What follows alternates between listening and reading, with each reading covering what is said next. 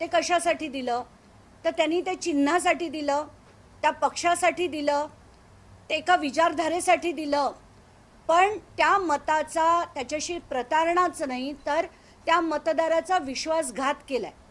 म्हणजे तुम्ही विचार करा, एखादी आजी असेल जी धाराशिवला 3-4 किलोमीटर चालून तिने जाऊन ओमराजे निंबाळकरांना मतदान केलं असेल, आणि ते ओमराजे निंबाळकर जर आज अशा पद्धतीने एका दिल्लीच्या हॉटेल मध्ये बसून त्यांचं दिलेलं मत विकत असतील, तर हे अतिशय लज्जास्पद काम ते करताना दिसत आहेत. मला मुद्दाम आज वाचून दाखवायचं आहे की संजय देशमुख कोणाविरुद्ध लढले? हेमंत पाटील. कुठल्या गटाचे होते? शिंदे गटाचे. भाऊसाहेब वागचुरे कुठल्या गटाचे होते? शिंदे गटाच्या सदाशिव लोखंडेंविरुद्ध लढले.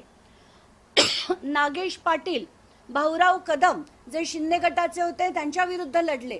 म्हणजे तिथल्या मतदारांनी साफपणे नाकारलेलं असताना, ज्या शिंदे गटाला त्यांनी नाकारलं, ज्यांच्या कॅन्डिडेटला त्यांनी हरवलं, अशा ठाकरे गटाच्या व्यक्तीला त्यांनी खासदार बनवलं. का? कारण एक विश्वास होता. आणि अशा लोकांना जर आज एका दिल्लीच्या हॉटेलमध्ये बसून ते या प्रत्येक मतदाराचा विश्वास विकत असतील, तर लोकशाही विकत असतील, त्याचे 3 तेरा वाजवत असतील, तर हे अतिशय चुकीचं आहे. आणि हे शिंदेंचं नाही आहे. शिंदेंचा वापर होतोय, त्यांना कळत सुद्धा नाही आहे की आपला वापर होतोय. हे इनडायरेक्टली भाजपचं एक मोठं षडयंत्र आहे. त्यांना अमुक बिलं जी आणायची आहेत, त्यासाठी त्यांना लोकसभेत आणि राज्यसभेत दोन्ही ठिकाणी त्यांना त्यांचे खासदार जास्त हवेत, त्यांच्या पूर्ण NDAचे. त्यासाठी चाललेला हा खटाटोप आहे. कारण आज बावनकुळे म्हणाले की भाजपचं याच्याशी काही घेणं देणं नाही. नक्कीच घेणं देणं आहे. हे खासदार स्पीकरना आधी भेटल्यानंतर अमित शहाना जाऊन भेटणार होते. कशासाठी? त्यांना सांगण्यात आलं होतं की तुमच्यापैकी एकाला मंत्रीपद आणि 100 कोटी निधी दिला जाईल. कोण देणार आहे निधी? खासदारांना. सेंटरकडनं आल्याशिवाय आणि हे आश्वासन आल्याशिवाय हे होऊच शकत नाही. तर आत्ताच्या घटकेला लोकांना हे समजणं गरजेचं आहे. ठाकरेंना, त्या पवारांना, या दोन्ही पक्षांच्या अक्षरशः मी विरुद्ध लढलेली व्यक्ती आहे, पण आत्ताच्या घटकेला हे पक्ष सोडा. लोकशाही धोक्यात आहे. म्हणून मला असं मांडावं असं वाटतंय की या दोन्ही पक्षांनी आता तरी विचार करावा, आता तरी डोळे उघडावे आणि या 6च्या 6 ठिकाणी खरं तर एक रेफरंडम करायला हवं या पक्षांनी. आणि तिथे या 3 समजा CSDS म्हणा, नेल्सन म्हणा, अशा कुठल्या तरी मोठ्या यंत्रणेला घेऊन तिथे लोकांचं ऑनलाईन मतदान त्यांनी कलेक्ट करावं आणि जाऊन त्याच्या विरुद्ध PIL जी आहे ती करावी असं मला वाटतंय. कारण आता ही जर संपलं आणि जर यांचं हे जे सो कॉल्ड बिल आलं, तर याच्या पुढे 50 वर्ष भाजपचंच सरकार या देशात राहील, याच्यात काडी मात्र शंका नाही. कारण प्रत्येक राज्यात जर यांची मोठ्या मोठ्या राज्यांमध्ये जर त्यांचे आमदार आणि खासदार वाढले, तर भाजपशिवाय या देशात कोणीही उरणार नाही. आणि हे लोकशाहीसाठी घातक आहे. म्हणून मी आज ही प्रेस कॉन्फरन्स बोलवली आहे. आणि मला असं वाटतं आता तरी या सगळ्या प्रादेशिक पक्षांनी जागं होणं गरजेचं आहे, एकत्र येणं गरजेचं आहे आणि भाजप विरोधात बनण्यापेक्षा लोकशाही वाचवण्यासाठी आंदोलन करणं गरजेचं आहे. धन्यवाद.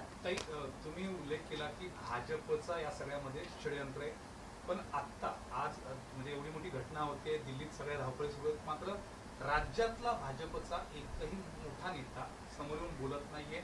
जो कोणी बोलतो तो यामध्ये आपलं नाव लावून घेत नाही.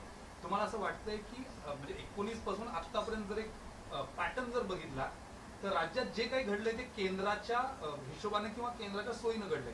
आता देखील केंद्रानं इथल्या भाजपला दाबलं, बायपास केलं किंवा त्यांच्या मर्जी विरुद्ध असं केलं असं वाटतं? मला त्याच्यात म्हणजे त्यांच्या आपसातल्या भांडणात बिलकुल पडायचं नाहीये. मला देशासाठी आणि लोकशाहीसाठीच बोलायचं आहे. आणि त्याच्यात मला असं दिसतंय की आत्ताच्या घटकेला जर हे असे पक्ष एकानंतर एक फुटत गेले, आधी TMC म्हणा, आप म्हणा, ठाकरे गट म्हणा, आणि याच्यानंतर आता पवार गट सुद्धा फोडला जाईल अशाच पद्धतीने. आणि हे सगळे का हवे त्यांना खासदार?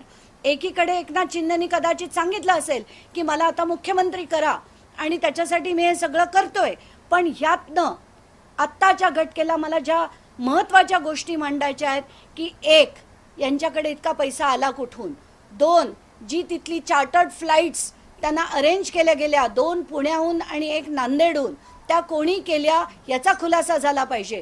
याच्यावर खरी ईडी आणि CBI चौकशी झाली पाहिजे. पण भाजप ते करणार नाही, कारण याचा अदृश्य पाठिंबा हा भाजपच देत आहे. कारण कुठेतरी त्यांना शिंदेंचा वापर करून, कारण भाजप हे करत नाहीये, शिंदे ते करतात असं दाखवून त्यांना आमदार खासदार मिळवून पहिलं बिल लोकसभेत राज्यसभेत पास करून घ्यायचंय. ते झाल्यानंतर याच्या पुढे निवडणुका होणारच नाही आणि लोकशाही संपुष्टात येईल अशी परिस्थिती निर्माण करायची. एक माहिती अशी देखील आहे की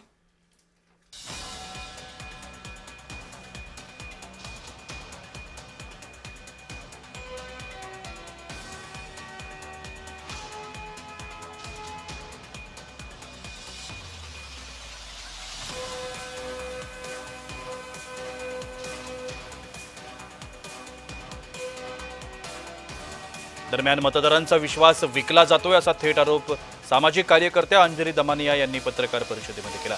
एकनाथ शिंदेंचा वापर होतोय हे त्यांना कळत नाहीये असं देखील दमानिया म्हणतायत.